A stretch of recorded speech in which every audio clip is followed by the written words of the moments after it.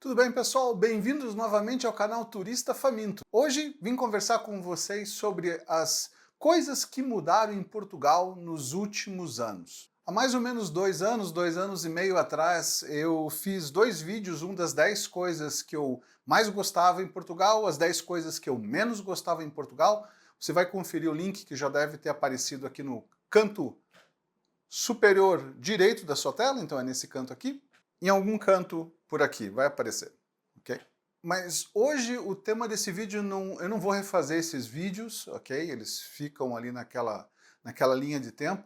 A minha intenção aqui é realmente ter uma conversa com você que é português, que mora aqui em Portugal já há muito tempo, você que é imigrante, independente da sua nacionalidade, que mora aqui em Portugal também já há algum tempo, a gente trocasse uma ideia sobre as coisas que vocês perceberam que mudaram bastante, seja para pior ou para melhor. Obviamente aquilo que eu vou tocar são as minhas percepções, as coisas que afetaram o meu dia a dia, afetaram o meu bolso, afetaram o modo do que eu vivo, afetaram a minha logística, enfim, coisas que você realmente não teve como não notar. Meu nome é Cassius Horvath, eu moro no norte de Portugal desde 2016, na região do Grande Porto. Para deixar o vídeo mais interessante, mais participativo, eu gostaria muito que vocês postassem nos comentários aquilo que vocês realmente notaram que foram coisas que afetaram as vossas vidas. Vai mudar de pessoa para pessoa, muitas coisas que eu vou falar, obviamente, são fatos que não tem como contestar,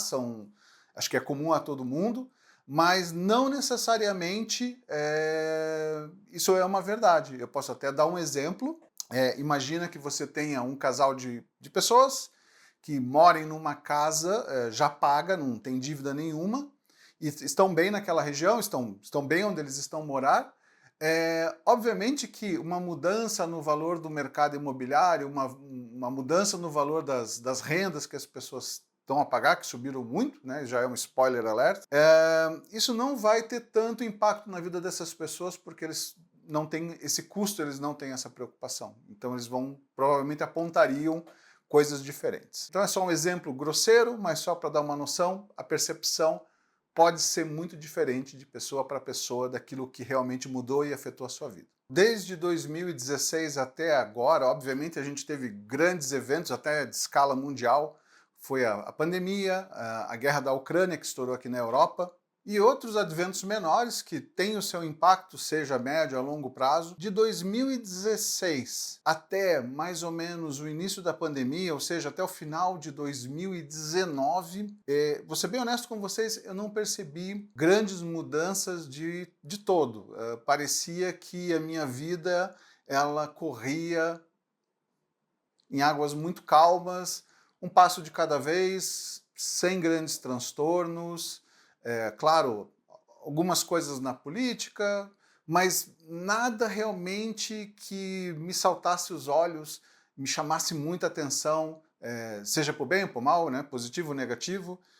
As coisas elas aconteciam, parecia que era de uma forma natural e tranquila. Se você não concorda, não esqueça, poste aquilo que de 2016 até final de 2019, se você percebeu alguma mudança grande em Portugal que por acaso passou desapercebido, tinha muitas preocupações com outras coisas e de repente eu posso ter deixado de enxergar aí alguns acontecimentos. Para não dizer que eu não vi nada, como na época, em 2017, eu estava procurando o meu primeiro imóvel aqui em Portugal, e o que eu notei foi que isso eram os rumores de mercado, que os preços dos imóveis estavam começando a subir gradualmente, algo que realmente aconteceu. Vou falar sobre 3 tópicos principais, ok?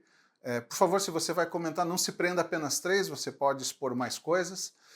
O primeiro deles, que depois se ramifica um bocadinho, é custo de vida. O que eu notei é que, novamente, de 2016 até final de 2019, antes da pandemia, o custo de vida em Portugal, de uma forma geral, ele tinha o seu acréscimo de inflação, ele estava caminhando, mas sem nenhuma grande surpresa, você não ia no mercado e tomava sustos, as coisas estavam relativamente tranquilas nesse aspecto.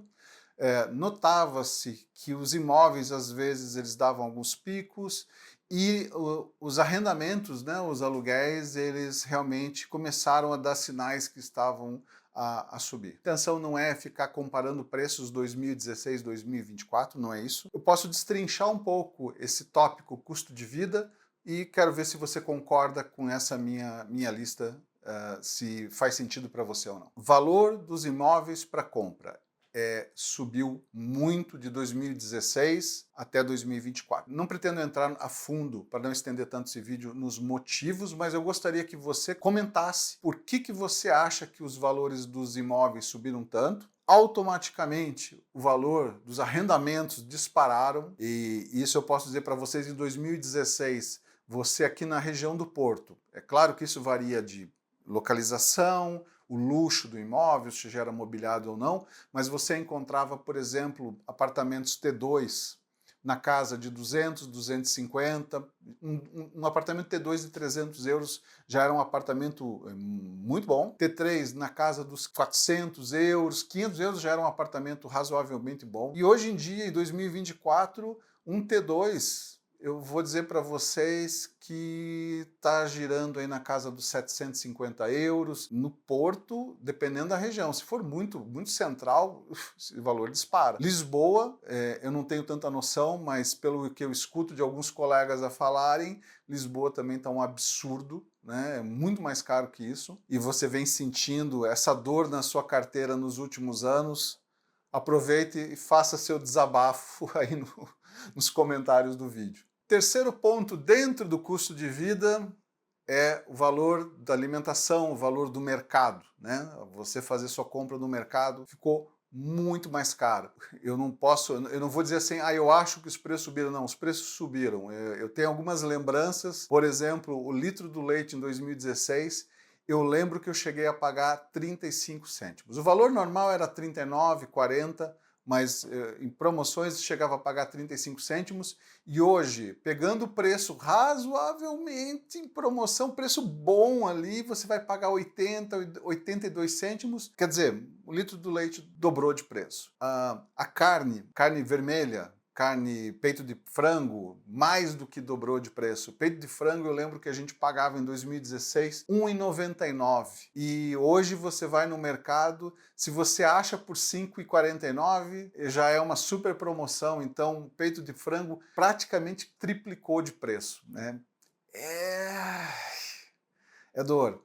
E o grande problema, se você pensa que a comida duplicou de preço, quase triplicou de preço, e o salário mínimo de Portugal, de 2016 para cá, ele subiu 35%, acho que nem chega a isso, a gente tem um problema, né? Então, você tem mais despesas e aquilo que teoricamente sobrava no seu orçamento diminuiu bastante. Mas fazendo uma conta bem grosseira, com salário mínimo, você conseguia pagar o aluguel de um T2, né? Um T2 normal, nada exagerado, ou seja, você pagava o aluguel de um T2, você conseguia fazer sua compra do mercado, você conseguia pagar teu transporte público. Se bobear, ainda sobrava uma meia dúzia de euros na sua carteira. De uma forma grosseira, essas três coisas você conseguia pagar. Hoje, mal e porcamente pagaria o aluguel do seu apartamento. Não teria dinheiro para mais nada.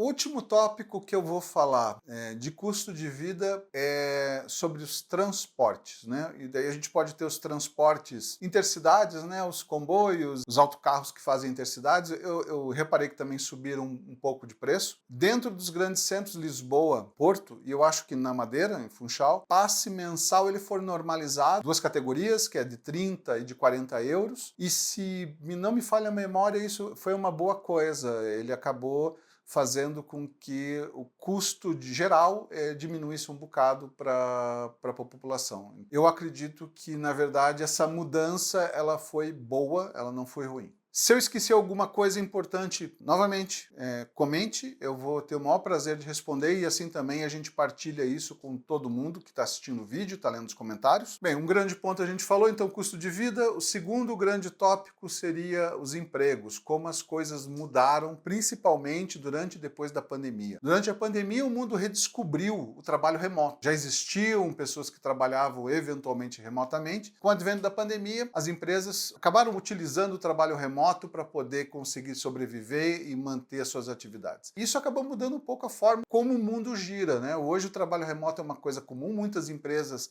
adotaram o trabalho remoto 100%, e eu gostaria de saber de vocês o seguinte, a minha pergunta é, vocês acham que o trabalho remoto a 100% ele é benéfico ou não para a economia? E por quê? Poste a sua opinião. Eu gostaria muito de debater esse assunto com vocês. Muito que bem. E o último tópico das coisas que me chamaram muita atenção, que mudou em Portugal, foi imigração. E esse é um assunto um pouquinho controverso e pode gerar a ira de diversas pessoas, mas quero entrar nele. Vou dar a minha percepção, minha opinião a respeito do assunto em relação a essa vaga gigantesca de imigrantes que tem vindo para Portugal. Sempre escutei uma propaganda de Portugal precisa de você, isso vem do próprio governo, Portugal precisa de imigrantes, etc e tal. Mas o que eu vejo na prática, na verdade, é muita gente vindo para Portugal. Atenção, eu não vou dizer que são só brasileiros, eu acho que são diversas nacionalidades, porque a gente vê muitos africanos vindo, nós vemos muitos paquistaneses, muitos indianos, ou seja, não é uma coisa exclusiva dos brasileiros, então eu não estou dirigindo esse vídeo para o imigrante brasileiro, para os imigrantes em geral, ok? O que eu vejo é deixar uma porta das fronteiras abertas sem o menor critério, sem o menor controle. Atenção, essas pessoas vêm no desespero da situação que se encontram nos seus países e vêm para Portugal com a intenção de uma melhor vida para sua família. Esse desespero muitas vezes fazem essas pessoas virem em condições precárias, sem planeamento nenhum, sem reserva financeira nenhuma, e quando eles chegam aqui, aquele sonho, aquela fantasia vendida pelos outros de que você chega em Portugal com 300 euros no bolso e vai dar tudo certo, não acontece. E as pessoas acabam por terem que morar na rua. Esse é um subtópico, né? Você vê mais pessoas morando na rua. É um efeito também da pandemia, mas a quantidade de imigrantes que vêm para Portugal gastam o que tinham e não conseguem se estabelecer, e você começa a ter uma série de tendas. Muito triste. É muito triste mesmo. Esses são os três grandes tópicos que eu trouxe para essa nossa conversa. Novamente eu vou pedir para vocês participem dessa conversa, acrescentem outras coisas que foram perceptíveis e eu não mencionei, ok? Não existe uma regra de prioridade aqui, é só uma lista, mas eu provavelmente deixei de falar de coisas que também são muito importantes. Coloquem isso nos comentários, assim todo mundo pode ler e pode participar nessa nossa discussão. E eu quero lembrar que o canal Turista Faminto não é só esse tipo de vídeo, de conversas mais profundas, por assim dizer. Nós também temos a nossa playlist Turistando, onde eu apresento diversos vídeos mostrando as belezas exuberantes de Portugal. E se você está gostando do canal, não deixe de fazer sua inscrição, dar o joinha e clicar no sininho para receber as notificações sempre que postarmos novos vídeos. Muito obrigado e até a próxima.